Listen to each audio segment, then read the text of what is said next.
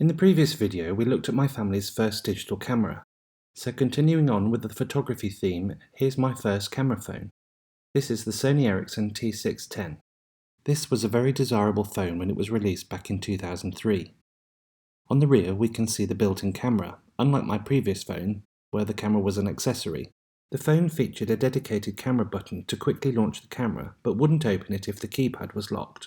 The quality of the sensor, however, wasn't quite as good as my Nokia, only having a resolution of 352 by 288 pixels. The one advantage that this phone had was the ability to use the display as a live viewfinder, making it much easier to see what you were taking a picture of.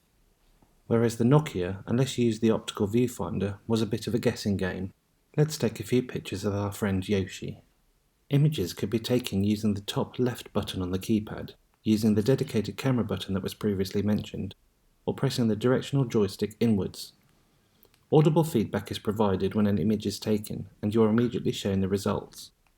Images are not automatically saved, giving you the ability to quickly discard images. You also do not need to save an image if you quickly want to share it with someone via multimedia message.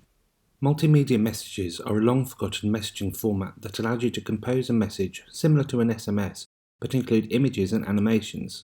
Sending MMS messages were very expensive, and images were usually sent back and forward between friends via infrared or later with Bluetooth.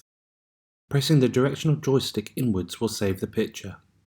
Unlike the digital camera from the previous video, the camera on this phone doesn't have the ability to take macro photos, so you can't get too close to what you're taking a picture of. Display technology had moved on quite a bit, and it's much better than my Nokia. The screen also has a larger resolution of 128 by 160 pixels and could display in 65,000 colours. The refresh rate was still slow and lots of ghosting could be seen. There is just under 2 MB of storage, which is used for storing images, ringtones or multimedia messages. Although the bump in storage means you can store significantly more pictures, they are of lower resolution, so it swings and roundabouts really. Pressing the top right button on the keypad will bring up the More menu. This allows you to switch to images you've already taken, changing the image resolution from small to large, turning night mode on or off, which provides more power to the sensor, meaning slightly better images in lower light but vastly reducing the speed at which the sensor could take an image, or adding effects to the photo such as sepia, negative or black and white. With today's DSLRs shooting in RAW, if you choose an effect like sepia, the camera won't discard all the colour information. It does on this phone, meaning that once a photo is taken, all of that colour information is lost. And of course you can use the photos that you've taken as wallpaper. To do this, you browse to the photo, press the More menu and then Set as Wallpaper. Now, as with my Nokia, there was an option to purchase a USB cable allowing you to sync your phone with your computer, however I didn't have this. So how did I get images off the phone? As I mentioned earlier, this phone has Bluetooth. Bluetooth was becoming increasingly more common, giving you the ability to send files between devices or to connect to accessories such as Bluetooth headsets. I of course had to make things complicated. Bluetooth adapters were very expensive at the time, as the technology was new. I also didn't own a laptop, but what I did have was a Compaq iPAQ 3970, which has built-in Bluetooth. Once I had paired my phone to the PDA, I could freely send my pictures over, then delete them from the phone. The iPAQ has 64 MB of storage, split between program memory and storage memory, and an additional 22 MB of flash ROM, where files could be saved and were retained even after a complete loss of power from the main battery or backup battery. The iPAQ has an SD card slot, and I purchased a 128 MB card for around £90.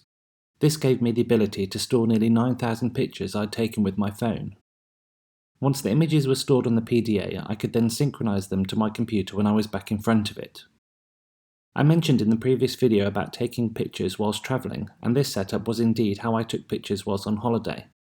I visited Toronto a number of times as well as Paris and Oslo. I really could see the day where you wouldn't need to take a dedicated camera with you, and everything would be done on one device. Fast forward 15 years later and this is the situation we're in today. Now when I go away I only take my iPhone with me. Not only has it replaced my PDA, my digital camera, my MP3 player, but much more. The image quality of cameras on today's phones is so good that you don't need to take a dedicated camera. Of course, if you are a professional photographer, you will scoff at this, but most people, their mobile phone is more than sufficient these days. Compaq included a built-in image viewer application which allows you to preview images and rotate them. Accelerometers in phones weren't a thing until the introduction of the original iPhone, so any picture taken in landscape would have to be manually rotated. Tapping on the screen will cycle between the images. Here we can see, albeit not fantastically well, the images of Yoshi. One is sepia, the other is black and white, and the final one is in full colour. On the iPAQ, I could attach pictures to emails and then send them to friends and family. This was a few years before Facebook was publicly available and social media wasn't really a thing.